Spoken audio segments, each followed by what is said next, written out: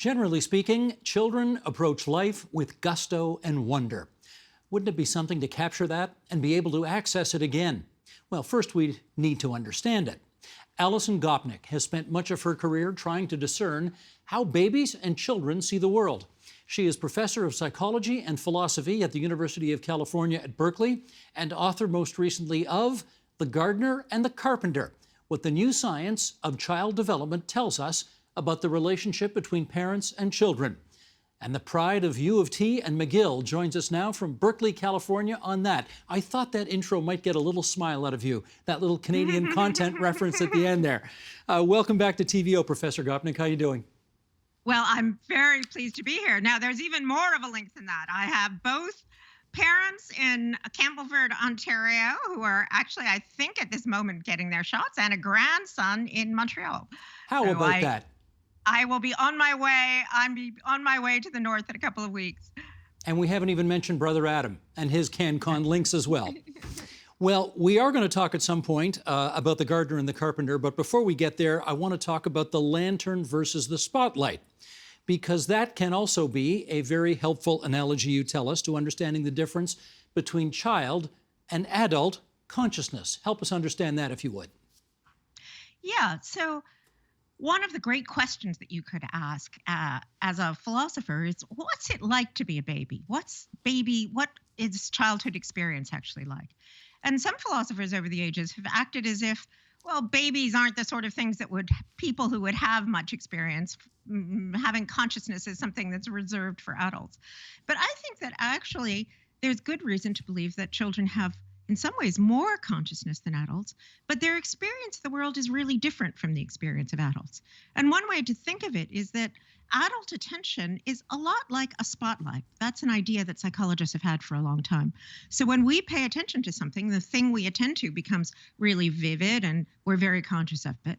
And everything else gets shut out. We can show literally something called inattentional blindness. We stop seeing the things we aren't paying attention to. Whereas for children and babies, that it's a very different story. Children seem to have a much broader focus of attention. When we say that children have trouble paying attention, what we really mean is that they have trouble not paying attention. So rather than just being focused on one thing with everything else in the dark, instead they seem to be extracting information from everything that's going on around them. It's as if their attention is more like a kind of lantern going out and taking information from the world than a spotlight just illuminating one specific relevant fact out in the world. Have you been able to discern which is a more effective way to learn, by using the spotlight or the lantern? Well, one of the big ideas that I've been working on recently is the idea that there are intrinsic trade-offs between different ways of being intelligent, different ways of being in the world. And I've been doing a lot of work with people in artificial intelligence. I'm part of the Berkeley Artificial Intelligence Research Group. And they point to a tension between what they call exploration and exploitation. So the idea is the kind of things you need to do to act effectively in the world, to go out, to make plans, to make things happen, to get what you want. Those are very different from the kinds of things you need to do if what you want to do is learn, explore, find out as much as you can about the world. And there's even proofs that those two things are in intrinsic tension. You can't both be a great learner and a great explorer and a great exploiter, great actor at the same time. And what I've been arguing is that childhood is really evolution's way of resolving that. So as adults, that spotlight of attention is very useful if we want to actually get things done. But having this broader, more exploratory attention when we're children actually helps us to learn more about the world around us. And then we can take all those things that we've learned and put them to use in adulthood. Now, it has some drawbacks. If you've ever tried to get a 2-year-old to put their jacket on if you're trying to get to childcare, there's times when you would be very happy if they had a more focused attention. But it reflects the fact that what their agenda, as it were, is learning, figuring out about the world, not acting on the world. Well, let's go halfway in between. Not childhood, not adulthood, but adolescence. And I've read quotes of yours which suggest that the human brain becomes a lean, mean acting machine at that time of life. How so? Well, it's been sort of fascinating. We did a bunch of experiments that showed that when you have these kind of exploratory tasks, very young children, 4 or 5 year olds, are actually better at those tasks than adults. And then we wanted to see, well, what happens in between? And what we discovered was that there's a really striking change in adolescence. So if you give someone a task that has to do with the physical world, how a machine works or how an object works, then what you see is that around adolescence, you see this shift from this very broad exploratory kind of behavior and thinking to something that's much more focused. But interestingly, if you give them a social task, something about how people work, not how objects work, then you see the opposite. Then you see that the adolescents actually become really flexible again, very much what neuroscientists call plastic. And that fits with what we know from neuroscience, that especially social areas of the brain seem to have this kind of rebirth of plasticity and flexibility in adolescence. And that suggests that adolescence might be especially designed to explore social problems in the social world. And that's consistent with the fact that adolescents are often on the cutting edge of social change. So again, it's this idea that there are trade-offs, different kinds of things that people do differently at different stages of life, all the way from childhood to adolescence to adulthood to elderhood, which is something that I've gotten very interested in. And there are different kinds of strengths and weaknesses at each of those stages of life. All right, if we adults use the spotlight then to learn, and if younger people tend to use the lantern and have a more diverse way of looking at things, does that mean children are, in some respects, more conscious than adults, since they're able to take in, apparently, a much broader panoply of a landscape? Well, what I've argued is that if you try and think about consciousness, think about just, the intensity of experience, it seems to be connected to this kind of learning and plasticity. So when we get really, really good at doing something, we do it over and over again, we actually become less conscious of what we're doing. And it's in those early phases where we're exploring that we have the most vivid consciousness. And a metaphor I've used is, for example, if you think about traveling to a foreign place where you don't have all your practice schemes in mind, you're actually more conscious of what's going on around you than you are when you're home and you're doing the same things that you do very effectively and efficiently. So I think that experiences like foreign travel may give us a hint of what it's like to be a child. And if that's true, when children don't know anything to begin with, are learning everything anew, then what you might expect is to actually have more of this vivid conscious experience than grown-ups. And I think anybody who's spent time with a small child, that will ring true, right? So, you walk down the same street that you walk down every single day, and most of the things there are invisible. When you go down to the corner to get a quart of milk, take that same walk with a 3-year-old, and it's like going to get a quart of milk with William Blake. It's suddenly everything you realize, wait a minute, there's airplanes in the sky, and there's paper on the sidewalk, and there's gates that creak back and forth. So I think this actually does fit with some of our experience of children's experience. So would it be appropriate then to conclude that the most highly creative kind of thinking happens more with the lantern as opposed to the spotlight? Well, of course, if you're thinking about adult creativity, one of the things that's challenging about adult creativity is that we have to have both. So we have to go back and forth between the ability to explore lots of possibilities, and then out of all those possibilities, pick the ones that are really good, pick the ones that are really useful. If you, again, spend some time with a 3-year-old, you'll hear these wonderful, strange ideas, but most of them are not actually going to be very useful out in the world or very accurate. And the job for an adult person who's creative, like a scientist, for example, is first to generate all those ideas, first to do the exploration, and then to narrow in and pick, say, which of these is worth exploring, which of these would make a good experiment. One of the things that I've been thinking about recently is if you just collect all these wonderful things that toddlers say, 3 and 4-year-olds say, is that there used to be a television program called Kids Say the Darndest Things. And what you hear is these things that are both, on the one hand, incredibly creative and almost always completely wrong. I had a lovely example of this the other day. We have the Campanile, which is a big clock tower at Berkeley. And one of my students, 3-year-olds, was walking past it and looked up at it and said, "There's a clock very, very high up they must put it there so that the children won't break it, which is, of course it's true. It's weird to have a clock up at the top of a tower. Why would you do that? And why would you put it there? Well, it's a pretty good hypothesis that you have it there so the children won't be able to break it, but not one that no grown-up would come up with, but actually not one that's terribly accurate. It's a perfectly reasonable conclusion, though, if you're 4 years old. Yeah, it is. Exactly. Well, yeah. is there a way for adults to experience the lantern? How do we do that? Yeah, I don't think adults ever quite have the kind of broad consciousness and creativity that say 4-year-olds do.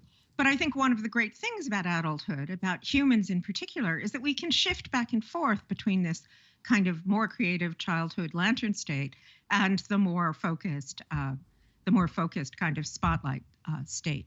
And as I mentioned, some of the things that we kind of know are good for creativity, like doing something new, challenging yourself with a new skill, being in a new place. I think a number of forms of meditation have this same kind of character. So oddly enough, just, sitting in one place and not being in the world of planning and thinking and trying to get things done that we usually are, that can help us to kind of reconstruct that much broader sense of awareness of everything going around us. And there's at least some evidence that also helps us to rethink our problems, have different attitudes, change what we do. So, the moral is don't go do something, just sit there.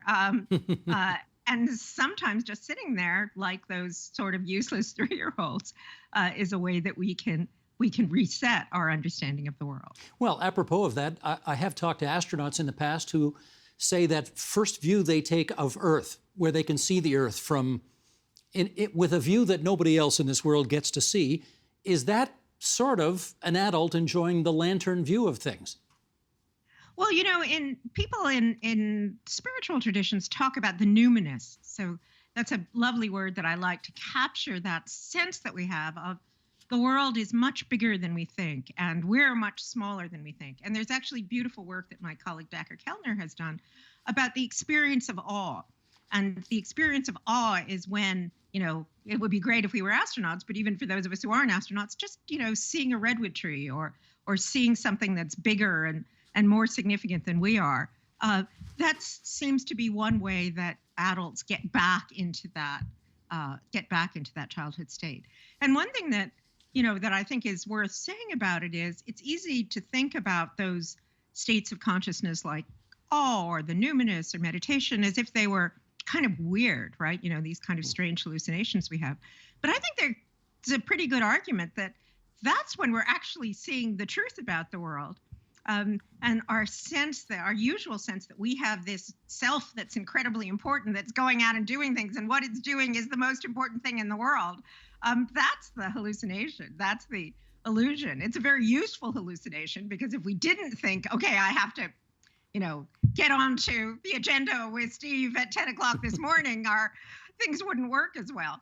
But it is sort of an illusion compared to the sense that we have when we're staring up at the redwood tree, that the world is much bigger than just our individual selves. Well, for the next part of our conversation, I actually want to take us back more than a decade, because you've been on this program before, and I have the proof right here. Sheldon, if you would. 30 years ago, when I was, say, starting as a graduate student, most philosophers and psychologists would have said that babies were irrational and egocentric. They couldn't understand the difference between fantasy and reality. They were trapped in the here and now. And the last 30 years of science have really completely revolutionized our ideas about babies and have taught us scientifically that babies learn more, experience more, know more than we ever would have thought before. Okay, a couple of follow-ups there. Number one, is that the Berkeley Bell Tower you were just talking about in the background there? I didn't know that you had that set up. That's a perfect setup. That's the one that's so high up so the children won't break it. Of course it is. Okay. That was 11 years ago. And in the last decade, there, of course, has been a lot of research done on the issue of the default mode network in the brain. So let's talk about that. What is that? Well, it's interesting. If you look at the remarkable work we've done imaging what the brain looks like when we're in various kinds of stages of consciousness, what came out very quickly was that there's one kind of set of things that the brain does when we're focused on solving a particular task in the way that I mentioned before. But interestingly, if we're not doing that, what happens with grown-ups is that we ruminate. We sit there and think about what it is that we have to do in the future, what happened to us in the past. And in adults, what you see are those two systems kind of shifting back and forth. So a way I put this sometimes is I think of this as being sort of professor consciousness. If you're a professor, you spend a lot of time sitting in your chair, desperately trying to concentrate on the work you have to do, and then getting distracted into daydreaming and thinking about all the other things that you have to do. So there seems to be this task-based network and then this default network. The default network is kind of like what happens when you're ruminating and thinking about not about a task.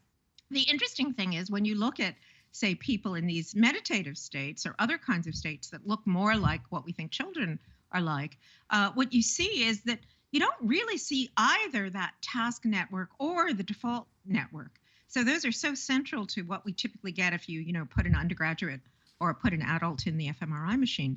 But neither of those seem to be as active either in children or in some of these childlike states of consciousness. Okay, well, you're actually taking me exactly where I wanted to go, which is the default network. How does better understanding that factor into our understanding of adult versus child consciousness? Well, the idea is that adults, as I say, are going back and forth between this kind of task-based, attention-focused state. And when they aren't in that state, even if they're sort of, as we say, inside their own heads, they're still planning, thinking about the past, trying to work out what's going to happen in the future.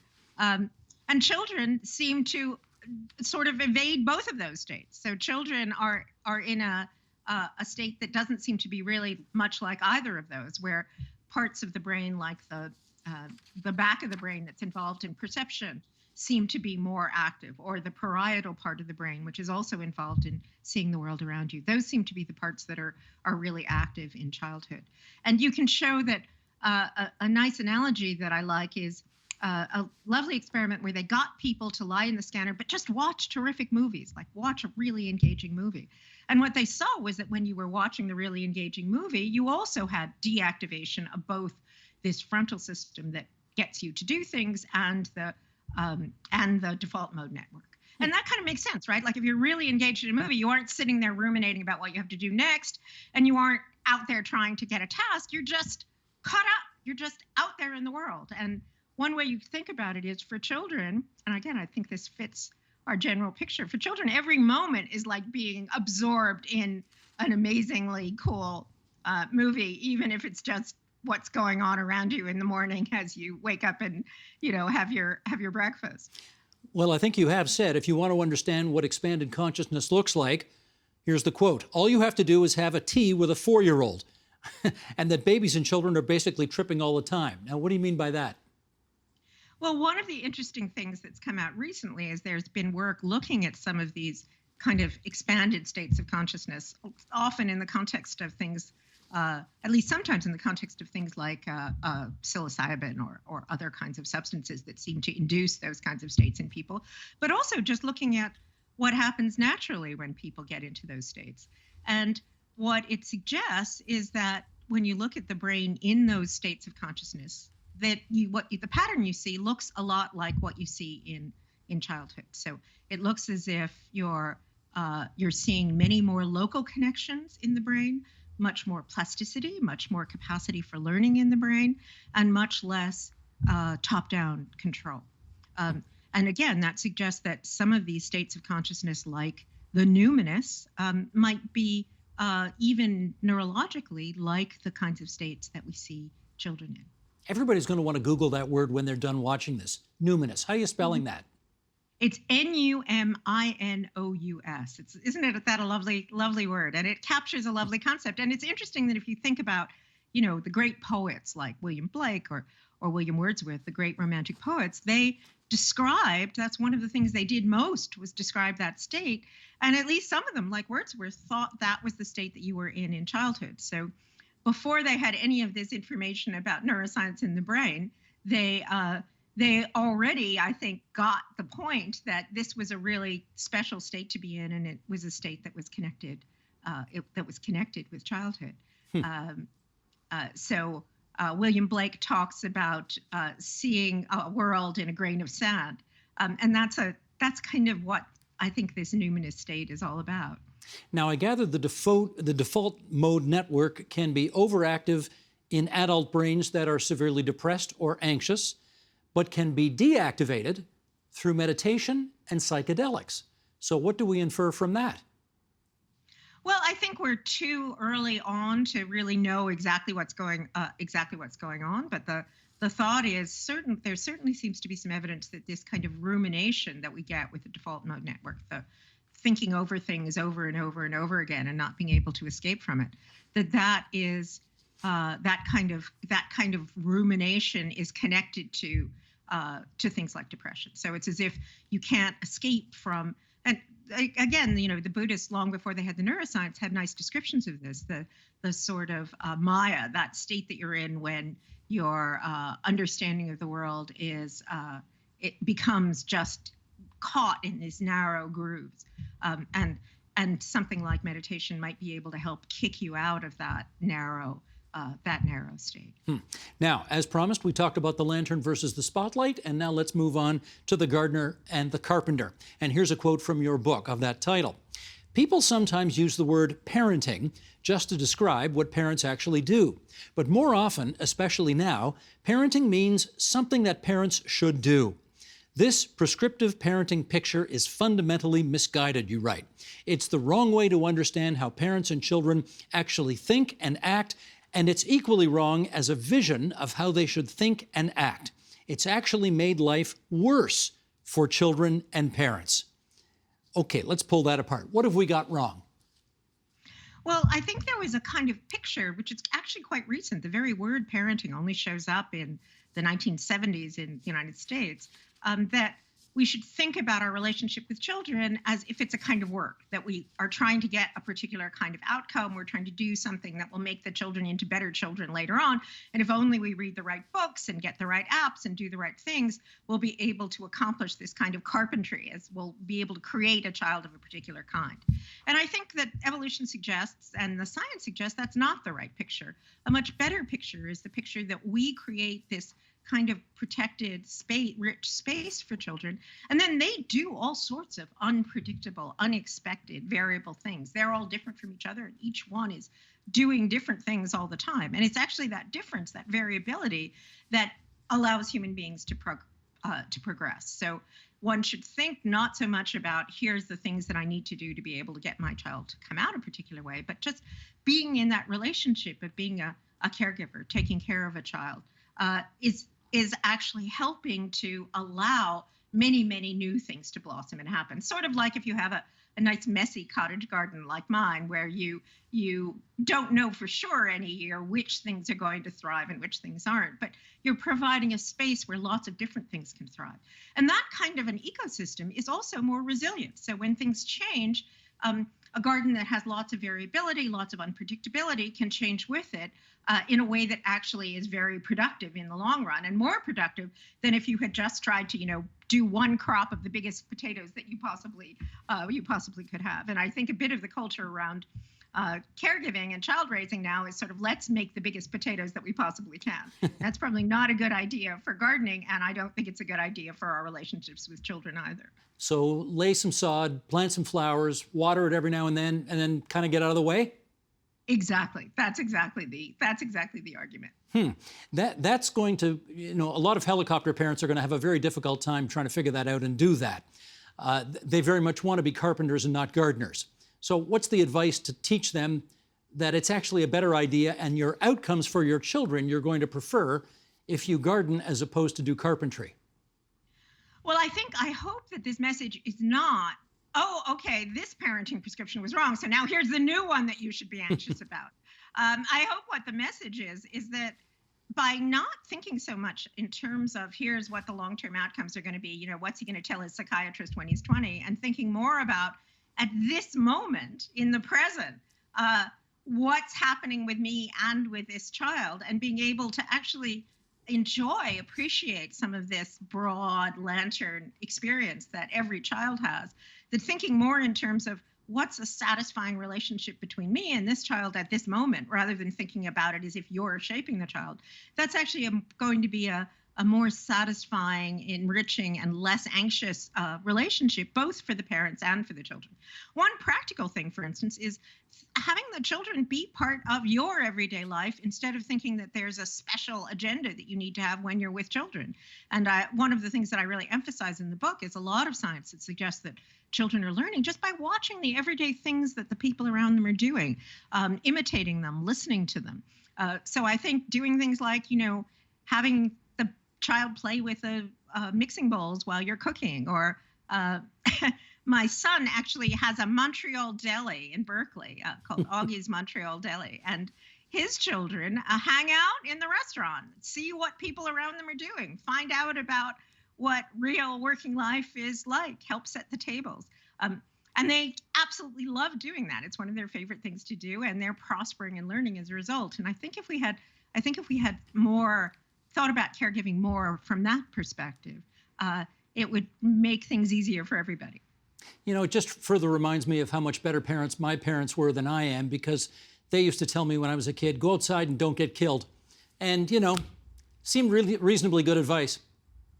Yeah, I think the idea of saying, okay, go do your own thing. I'm not here hovering over you at this moment. I think part of the challenge is that in the past, the way that people learned how to be parents was by taking care of their younger brothers and sisters, watching their aunts and uncles and grandparents involved in parenting.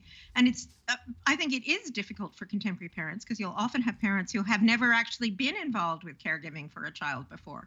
And I think if we could return to something more like a village where lots of people are involved in caregiving, you get lots of chance to see caregiving, and many different people with different approaches are taking care of children, that certainly is closer to the context in which we evolved. And I think that kind of, taking a village to raise a child would be an advantage to everyone. And there are some examples of that. I think people more and more are trying to, for instance, get elders involved in caregiving, even if it isn't your biological grandparent. And children love hearing the special things that their grandparents or other older people are doing.